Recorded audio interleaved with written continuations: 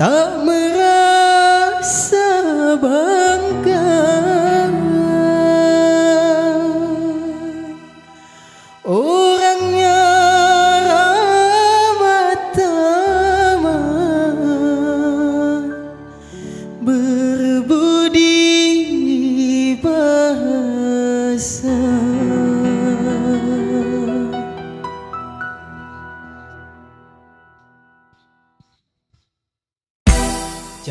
Jangan samakan dia dengan yang lain. Bibirnya yang merah dan senyumnya menawan, rambutnya terurai hitam dan bergelombang.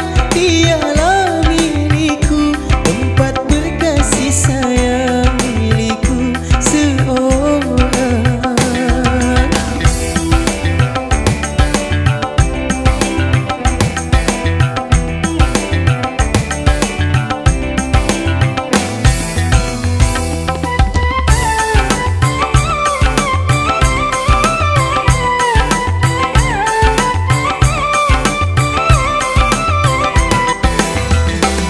Bagaimanakah aku tak merasa bangga?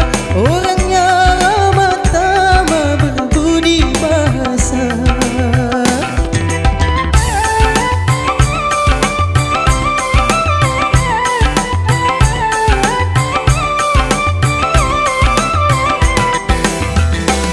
Tiap yang melihat pasti memujinya dan berkata tiada lagi duanya.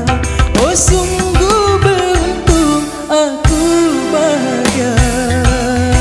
Jangan samakan dia dengan yang lain. Bibirnya yang merah dan senyumnya menawan, rambutnya terurai hitam dan bergelombang.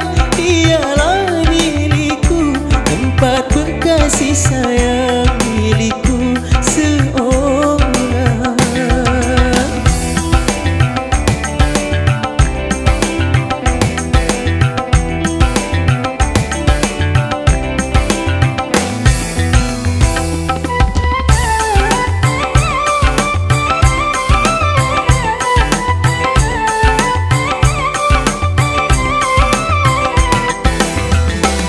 Bagaimanakah aku tak merasa bangga? Orangnya ramah tamah, berbudi bahasa.